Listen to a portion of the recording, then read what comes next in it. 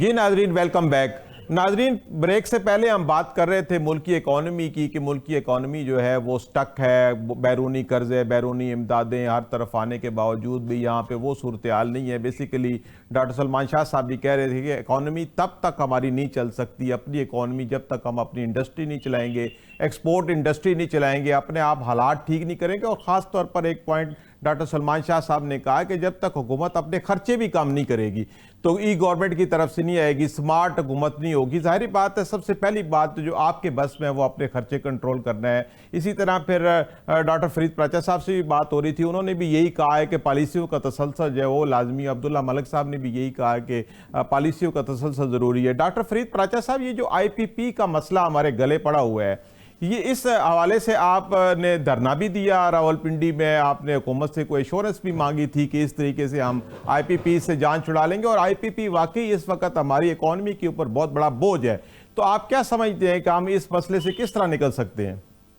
دیکھیے نا، ابھی یہ بات انڈسٹری کی ہو رہی ہے۔ اب اتنی مہنگی بجلی کے بعد اور اتنی مہنگی گیس کے بعد کون سی انڈسٹری ہوگی کہ جو دنیا میں مقابلہ کر سکے گی؟ ہم دنیا کی مہنگی ترین بجلی جو ہے وہ لے رہے ہیں اور لے رہے ہیں اور اس کا پیسے ڈالروں میں دے رہے ہیں۔ تو آئی پی پیز کو جماعت اسلامی نے نمایاں کیا، 14 دن دھرنا دیا، پھر اس کے بعد یہ بات قوم کے سامنے آئی کہ ایک لٹیرے ہیں کہ جو خود دینے والے ہیں خود لینے والے ہیں، دونوں طرف وہ خود ہیں۔ تو اب اس کے بعد یہ بات 5 آئی پی پیز انہوں نے کوئی منت ترلا کر کے یا جس طرح سے کہ وہ اس کو ان کے ساتھ معاہدے ختم کیے، جن کے ساتھ 1998 سے چل رہے تھے، 94 سے، ان کے تو پلانٹ ہی ختم ہو چکے ہیں، وہ تو آؤٹ ڈیٹڈ ہو چکے ہیں۔ ان کے ساتھ تو خود بخود معاہدے ختم ہونے چاہیے۔ وہ نہ کیپیسٹی دے سکتے ہیں، نہ بجلی دے سکتے ہیں، نہ کوئی دے سکتے ہیں۔ تو ہم یہ کہتے ہیں کہ آپ اس قوم پر خود رحم کھائیں۔ حکومت کے اپنے ادارے ہیں، یہ جو ہمارے شاہی خاندان ہیں ان کے اپنے ہیں، یہ کم از کم اب یہ بس کریں۔ جس ملک میں دریا سارا سال بہتے ہیں، جس ملک میں ہوائیں بے روک ٹوک چلتی ہیں، جس ملک میں دھوپ سارا سال رہتی ہے، وہاں پہ ہم نہ شمسی توانائی بنا رہے ہیں، نہ ہائیڈرو بنا رہے ہیں، نہ ونڈ بنا رہے ہیں۔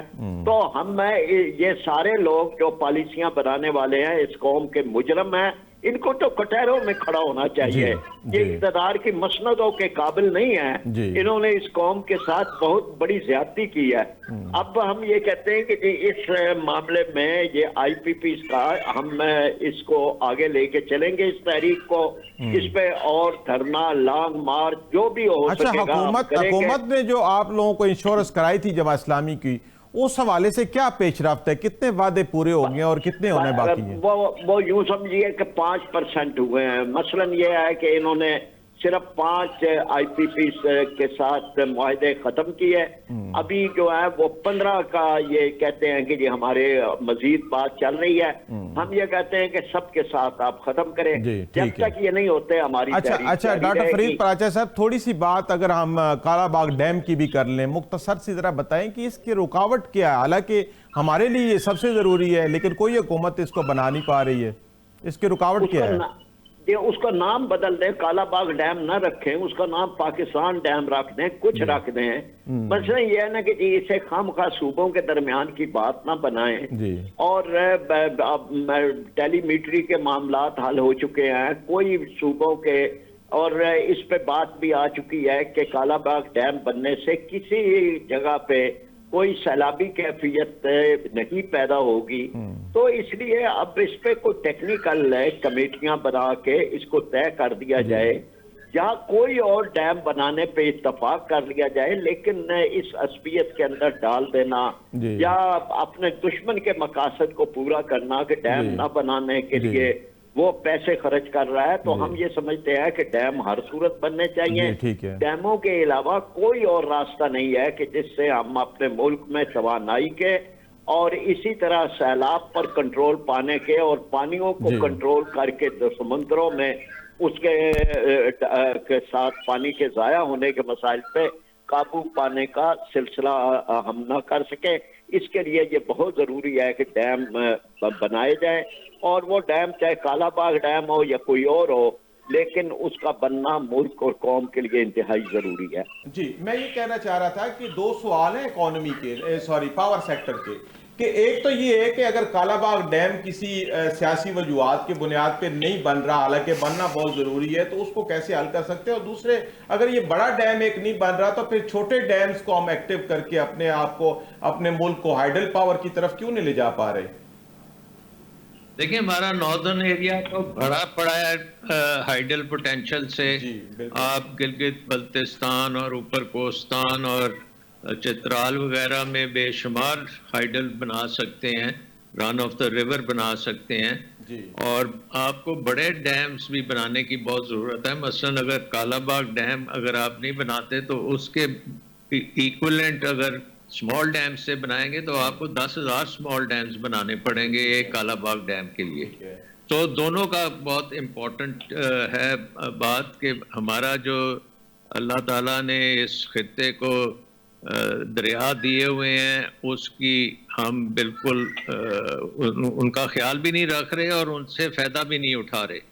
اب آپ یہ دیکھیں کہ ہمارے پاس ہمارے دریاؤں پہ تقریباً 1 مہینے کی سٹوریج سے بھی کم سٹوریج ہے، اور دنیا میں 3 سال سٹوریج ہوتی ہے ہر بڑے دریا میں. امریکہ کے دریا ہوں، یورپ کے دریا ہوں، ساؤتھ افریقہ میں ہوں، آسٹریلیا میں ہوں، اور بھارت نے 220 دن کے سٹوریج بنائی ہوئی ہے اور ہماری 30 دن بھی نہیں ہے. اس لیے ہم بڑی غفلت والی قوم ہے، ہمیں ڈائریکشن نہیں ہے، ہماری لیڈرشپ نہیں ہے. ہمارے سیاستدان جو ہیں، سیاسی پارٹیاں بھی زیادہ سیاست کرتی ہیں، ریجنل سیاست کرتی ہیں. پاکستان کا کوئی نہیں سوچتا. آئی تھنک یہ جیسے ڈونلڈ ٹرمپ نے کہنا امریکہ فرسٹ، تو ہمیں بھی پاکستان فرسٹ جب تک ہم نہیں کریں گے، ہم یہ کم از کم پانی کے معاملے میں ہمیں پاکستان فرسٹ کرنا چاہیے اور اس کے مطابق آگے چلنا چاہیے. اچھا ڈاکٹر صاحب، اور آپ نے بات دوسری بھی کی کہ پاکستان میں ہائیڈل بھی ہے، یہاں پہ سولر کا بہت بڑا ہم کر سکتے ہیں، لیکن ہم دیکھ رہے ہیں کہ حکومت سولر کو روکنے کی کوشش میں ہے کیونکہ اس کو آئی پی پیز کا نظام جو ہے بچانے کے چکر میں پڑے ہوئے ہیں. سو آئی تھنک یہ ہمیں نظام اب توڑنے پڑیں گے. ہمیں بجلی کا نظام نیا بنانا پڑے گا، ہمیں گورننس کا نظام، ہماری جو سول سروس کی جو چیزیں ہیں اس کو بھی ہمیں بنانا پڑے گا، اور کم از کم جیسے میں نے کہا 50% کمی کرنی پڑے گی نفری میں بھی اور ڈپارٹمنٹس میں بھی. جی ٹھیک ہے. اس وقت اگر دنیا میں کوئی اس طرح کی ریفارم ہو رہی ہے وہ ارجنٹینا میں ہو رہی ہے، اور اب ڈونلڈ ٹرمپ نے بھی جو کیا ہے امریکہ میں، اس نے کہا کہ خرچے کم کریں، کم از کم $3 ٹریلین کے وہ خرچے کم کرنے جا رہے ہیں. ایلان مسک کو اس نے لگایا ہے کہ بھئی آپ ساری امریکہ میں ٹیکنالوجی گورننس میں لے کے آئیں تاکہ اتنے زیادہ ہمیں بیوروکریٹس نہ رکھنے پڑیں. سو ہمیں ماڈرنائزیشن کرنے کی بہت اشد ضرورت ہے. بٹ کوئی کسی کے پاس میرا خیال کوئی یہ ارادہ نہیں ہے کہ یہ کام کیا جائے، حالانکہ یہ بزنس ایز یوزول چلنے کا معاملہ ہے. جی نیڈ آف دی آور ہے کہ اس وقت ہم سمارٹ گورنمنٹ کی طرف جائیں، ای گورنمنٹ کی طرف جائیں، اپنے خرچے کم کریں. بالکل. اچھا ڈاکٹر صاحب، اسی پاور سیکٹر سے جڑا ایک اور سوال بھی ہے کہ یہ پاور سیکٹر کو ڈی ریگولیٹ کیوں نہیں کر دیتے؟ یہ حکومت نے سارا بوجھ اٹھایا ہوا ہے، گیس اٹھائی ہوئی ہے، ادھر سے آپ نے بجلی اٹھائی ہوئی ہے، تو اسی وجہ سے اگر یہ ڈی ریگولیٹ ہوتا ہے تو کمپنیاں خود سے آئیں گی، کمپٹیٹیو پرائس کے اوپر دیں گے. یہ کیا معاملہ ہے؟ لیکن 30 سال ہو گئے ہیں جب پلان بنا تھا 1991 میں کہ آپ بجلی کو بالکل حکومت کے نرغے سے نکالیں گے اور ایک کمپیٹیٹیو پاور مارکیٹ بنائیں گے، لیکن کسی نے بھی اس کے اوپر کام نہیں کیا. وابڈا کا جو اسٹریٹجک پلان ہے اس کو آدھا تو کر لیا لیکن پورا نہیں کیا. آدھا یہ کیا کہ اس کو وابڈا کو ان بنڈل کیا، ڈسکوز بنا دیں، جینکوز بنا دیں، لیکن اس کے بعد اگلا سٹیپ تھا کہ یہ ایک مارکیٹ بنائیں گے جس میں سروائیول آف دا فٹسٹ ہوگا، جو سب سے سستی بجلی بنا کے دے سکے گا صارفین کو وہ سروائیو کرے گا. وہ تو ڈی ریگولیٹ ہوگا تو پھر ہی وہ نہیں کرے گا. تو یہ نظام کے اوپر اربوں روپے ہم خرچ بھی کر چکے ہیں، ہم کمپنیز بھی بنا چکے ہیں، سارا کچھ کر چکے ہیں، لیکن وہ جو فائنل سٹیپ ہے وہ بیوروکریسی اس کو چھوڑنا نہیں چاہتی، کیونکہ اس میں بہت زیادہ ان کے بینیفٹس ہیں اپنے طور پہ، اور ملک کے لیے ہمیں یہ بجلی کا نظام جو ہے یہ کمپٹیشن میں لے جانے کی اشد ضرورت ہے۔ اچھا ڈاکٹر صاحب، 10 سال پہلے ہو جانا چاہیے تھا۔ ڈاکٹر صاحب اسی سے جڑا ایک سوال ہے کہ یہ جو انڈائریکٹ ٹیکسز ہیں، انڈائریکٹ ٹیکسز نے عوام کا جینا جو ہے وہ محال کیا ہوا ہے۔ ڈائریکٹ ٹیکس ہم لیتے نہیں ہیں کہ جو بڑی کارپوریشنز ہیں، بڑے ادارے ہیں، انڈائریکٹ ٹیکس جب لگتے ہیں وہ بھی انہی یوٹیلٹی بلوں کے اوپر لگتے ہیں، غریب مر رہا ہے ان انڈائریکٹ ٹیکسز کی وجہ سے۔ تو ہماری گورنمنٹ کے اندر اتنا کوئی سسٹم نہیں ہے ایسا ایف بی آر جو ایک دفعہ رجسٹرڈ ہو جائے اس کے اوپر تو وہ بھاری پڑ جاتا ہے، لیکن جو بڑی کارپوریشن ہے ڈائریکٹ ٹیکس کی طرف ہم لوگ کیوں نہیں جا پا رہے؟ دیکھیں ایف بی آر کے اوپر بھی اربوں روپے خرچ ہو چکے ہیں، بہت سی ایڈمنسٹریٹو ریفارمز کے اوپر ہم نے world bank, Asian development bank سے اربوں ڈالر کے قرضے لیے اور کھا پی گئے، اور ایف بی آر کو چینج کرنے میں ہم ناکام رہے۔ اس میں سب سے امپورٹنٹ چیز یہ ہے کہ آپ نے جو نظام ہے اس میں نمبر 1 ٹیکس ریٹ کو کم کرنا ہے۔ اگر آپ نے 35 40% کا ٹیکس ریٹ رکھنا ہے اور سیلز ٹیکس 18-20% کا رکھنا ہے تو کوئی ٹیکس نہیں دے گا، کیونکہ نہ کوئی بینیفٹ ملتا ہے، اور وہ جو پیسہ بھی جنریٹ ہوتا ہے وہ حکومت ہی اڑا دیتی ہے، عوام پہ تو وہ خرچ بھی نہیں ہوتا۔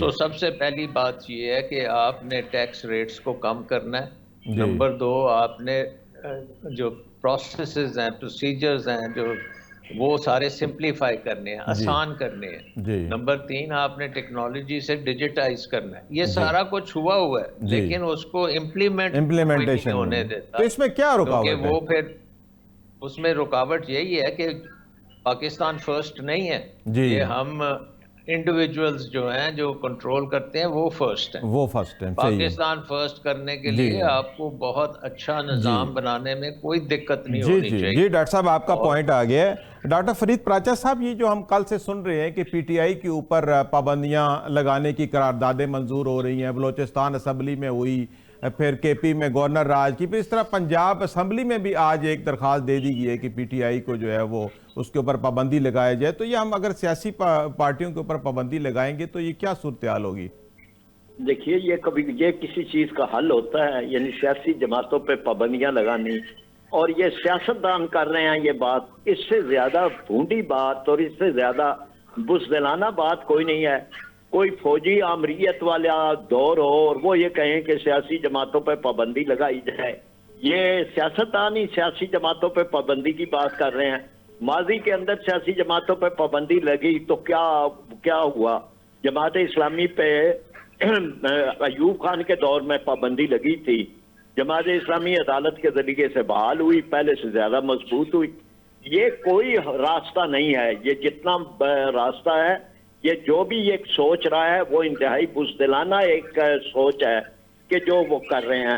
جس پارٹی نے ووٹ دیے ہیں، جس پارٹی کے ساتھ عوام ہے، آپ اس کا مقابلہ فیلڈ کے اندر کریں، آپ اسے سیاسی میدان میں کریں، آپ اس کا ریاستی طاقت کے ساتھ مقابلہ کرنے کی، اور آپ کہتے ہیں کہ پابندی لگا دی جائے، یہ کوئی راستہ نہیں ہے، اور اس میں بالکل ناکامی ہوگی حکومت کو، اور کسی طرح سے بھی یہ ملک اور قوم کے لیے کسی طرح سے بھی مفید نہیں ہے۔ جی ہاں جی، عبداللہ ملک صاحب آپ کیا کہتے ہیں اس بارے میں؟ دیکھیں پہلی بات تو یہ ہے کہ یہ حکومت صرف پریشر ڈیولپ کر رہی ہے۔ دیکھیں حکومت وقت کو ریفرنس بھیجنا ہوتا ہے سپریم کورٹ آف پاکستان میں۔ سپریم کورٹ آف پاکستان اس چیز کو انالائز کرتی ہے کہ آیا وہ جو سیاسی جماعت ہے جو ریفرنس کے کنٹینٹس ہیں اس میں وہ جو شکے ہیں آئین کی اس پہ کیا خلاف ورزی ہوئی ہے کہ نہیں ہوئی۔ تو آرٹیکل 51 میں دیکھیے کہ اس وقت پابندی لگتی ہے جب سپریم کورٹ آف پاکستان ایک ریفرنس بنا کے الیکشن کمیشن کو بھیجتی ہے تو الیکشن کمیشن پابندی لگاتا ہے۔ حکومت وقت کے کہہ دینے سے پابندی نہیں لگتی۔ ہم نے ماضی سے سبق نہیں سیکھا۔ آپ کو یاد ہوگا بلوچستان حکومت جب گرائی گئی تھی ذوالفقار بھٹو صاحب نے میپ پہ پابندی لگا دی تھی، تو میپ اس کے زیادہ ابھر کے سامنے آئی تھی. ضیاء الحق صاحب نے جب مارشل لا لگایا تو کٹ ڈاؤن کرنے کی کوشش کی پاکستان پیپل پارٹی کو, بہت ساری اور پارٹیاں بنا دی, لیکن کیا ہوا, پاکستان پیپل پارٹی ابھر کر سامنے آئی. تو میرا خیال ہے کہ یہ 2 صوبوں میں جہاں سے قراردادیں آئی ہیں یہ ایک غلط روش ہے. اب آپ دیکھتے ہیں کہ کیا جو سندھ حکومت ہے وہاں کی پارلیمنٹ سے آپ کا پوائنٹ آ گیا. بریفلی ڈاکٹر سلمان صاحب بریفلی بتائیے گا, جو پاکستان کے اندر اس وقت انٹرنیٹ کے مسائل چل رہے ہیں, اس وقت جو سافٹ ویئر ہاؤسز ہیں, جو ہمارے نوجوان ہیں یہ فری لانسنگ کا کام کر رہے ہیں, تو ان کو یہ کتنا اثر انداز کر رہی ہے؟ دیکھیں, یہ پورے پاکستان کو دنیا سے آپ ایک قسم کا ڈسکنیکٹ کر رہے ہیں. اور آج کل تو نیا دور ہے جو اکنامکس کا, جو نیو اکنامکس ہے وہ artificial intelligence, internet, super computer, super conductor, semi conductors, solar energy, green technology, solar electric vehicles, ان کی اکانومی ہے. تو ہم تو بالکل الٹے ڈائریکشن میں جا رہے ہیں. ہم کسی چیز میں نہ, ہم نے سولر کو ہم بند کرنے کی کوشش میں ہیں, چپس ہم نہیں بنا سکتے, سیمی کنڈکٹرز کا ہمیں پتہ ہی نہیں ہے کہ وہ ہوتی کیا چیز ہے, آرٹیفیشل انٹیلیجنس کا ہمیں کوئی نہیں ہے. حالانکہ یہی ٹیکنالوجی اب بچے جو ہیں کارآمد تو ہے, سارے تو ٹکٹ کٹا رہے ہیں, اور جس کو موقع ملتا ہے وہ پیدل جا سکتا ہے پاکستان سے تو پیدل چلے جائے گا, جہاز میں بیٹھے گا تو جہاز سے جائے گا, کشتی سے جائے گا, سڑک سے جائے گا. وہ تو یہ ڈھونڈ رہے ہیں کہ کیسے نکلیں پاکستان سے. کسی کو احساس ہی نہیں ہے کہ پاکستان بہت پیچھے رہ گیا ہے, حالانکہ پاکستان کا دنیا میں بہترین پوٹینشل ہے. ڈاکٹر سلمان صاحب آپ کا پوائنٹ آ گیا. ڈاکٹر سلمان صاحب آپ کا پوائنٹ آ گیا. ڈاکٹر فرید پراچا صاحب, یہ جو کے پی اور بلوچستان میں دہشت گردی کا معاملہ چل رہا ہے, خاص طور پہ جو کرم ایجنسی میں 150 کے قریب بندے کی جو ہے وہ ہلاکت ہوگی, تو یہ کیا معاملہ ہے, اس کو کس طرح درست کیا جا سکتا ہے؟ لیکن معاملات تو اگرچہ بہت پرانے ہیں, یہ 90 سال پرانا معاملہ ہے, لیکن اس میں جتنا بڑے پیمانے پر نیگلیجنس ہوئی ہے اور ان معاملات کو نظر انداز کیا گیا, بر وقت ٹیکل نہیں کیا گیا, نہ کے پی کی حکومت کی طرف سے, نہ ایجنسیوں کی طرف سے, نہ اس پر کوئی سیریس توجہ وفاقی حکومت کی طرف سے دی گئی, تو اس کے نتیجے میں یہ جو بدامنی پیدا ہوئی ہے, اور اس کو لازمی طور پر جو ایک روایت ہے جرگے کی, اس جرگے کی روایت کے ساتھ اس کو حل کیا جانا چاہیے, اور کوشش کی جانی چاہیے کہ اس کو نہ فرقہ وارانہ حیثیت ملے, نہ قبائلی جو ایک اس کی حیثیت ہے وہ قبائل کے درمیان لڑائی کی, اور نہ اس کو کسی اور طرح, بلکہ اس کو سمجھا یہ چاہیے کہ یہ بدامنی اور دہشت گردی کی کیفیت ہے, اسے ہر صورت ختم کیا جانا چاہیے. جی ٹھیک ہے. جی ڈاکٹر صاحب تھینک یو. ناظرین, ابھی بات چیت چل رہی تھی پاکستان کی اکانومی کے حوالے سے کہ یہاں کیا صورتحال چل رہی ہے, اور آپ نے سنا جیسے کہ ڈاکٹر سلمان شاہ صاحب نے بھی کہا, سب نے شرکاء نے کہا کہ جب تک ہماری پالیسیاں کا تسلسل نہیں ہوگا اور پاکستان فرسٹ نہیں آئے گا, یہ بات بار بار سب شرکاء کی طرف سے کہی گئی ہے کہ جب تک پاکستان کی سوچ جو ہے وہ سب لوگوں کے اندر پاکستانیت کی سوچ نہیں ہوگی, پاکستان کو آگے نہیں لے کے جائیں گے, تب تک ہم آگے نہیں بڑھ سکے. اس طرح ہم لوگ اگر قرضوں پہ چلتے رہے تو قرضوں کے اوپر تو اکانومی نہیں چلتی. اسی طرح پھر ڈیمز کی بات کی گئی کہ اگر بڑے ڈیم نہیں بنیں گے تو ہمارے جو انرجی کا کرائسس ہے, ہم ہائیڈل انرجی کی طرف نہیں جا سکتے. پھر اسی طرح سولر انرجی کی بات کی گئی کہ ہر طرف سے اس کو احاطہ کیا گیا کہ پاکستان کے جو اس وقت معاشی مسائل, اور پھر خاص طور پہ آخر میں ڈاکٹر فرید پراچا صاحب سے کرم ایجنسی میں جو اس وقت دہشت گردی چل رہی ہے اس حوالے سے بات چیت ہوئی ہے. تو میں اپنے تمام شرکاء ڈاکٹر سلمان شاہ صاحب, ڈاکٹر فرید پراچا صاحب, شعیب الدین صاحب, عبداللہ ملک صاحب کا مشکور ہوں کہ جنہوں نے وقت نکالا اور ہمارے پروگرام میں شامل ہوئے. اور اسی کے ساتھ ناظرین, ہمارے پروگرام کا وقت اختتام کو پہنچتا ہے. اپنے میزبان سعید الوی کو اجازت دیجیے. اللہ حافظ.